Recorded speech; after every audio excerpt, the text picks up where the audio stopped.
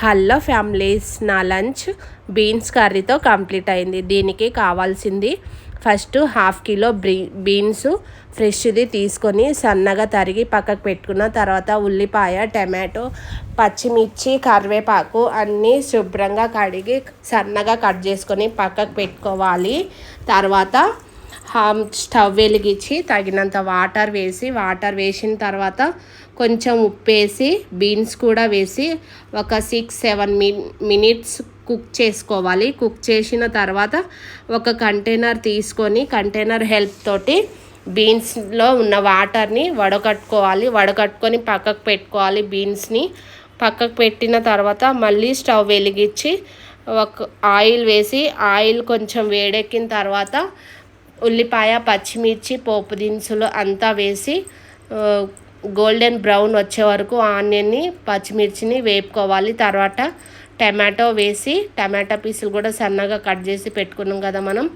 తర్వాత టమాటో వేసి మగ్గనివ్వాలి. తర్వాత ఉప్పు, పసుపు, కారం వేసేసి మళ్ళీ కర్రీని అంతా మిక్స్ చేసి మళ్ళీ మూత పెట్టేయాలి. ఒక 5 మినిట్స్ మూత పెట్టేస్తే టమాటాలో వాటర్ ఉంటుంది కాబట్టి టమాటా కొంచెం సేపు వదిలేస్తే కర్రీని అలా లో ఫ్లేమ్లో కుక్ చేయాలి. ఒక 5 మినిట్స్ కుక్ చేసేయాలి.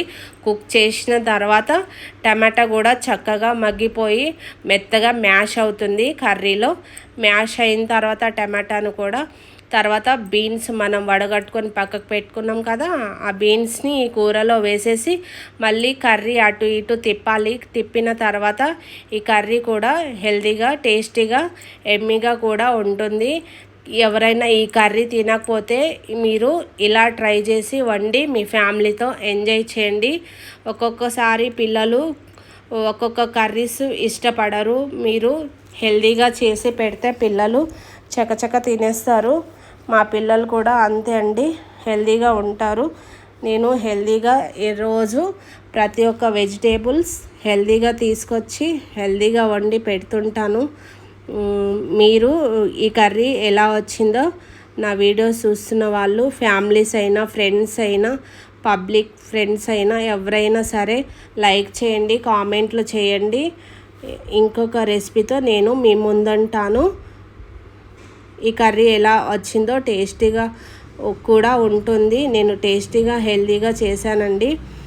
రైస్లో అయినా చపాతీలో అయినా చాలా టేస్టీగా ఉంటుంది. మీరు కూడా ఇలా ట్రై చేసి మీ ఫ్యామిలీతో ఎంజాయ్ చేయండి. ఇంకొక రెసిపీలో కలుద్దాం.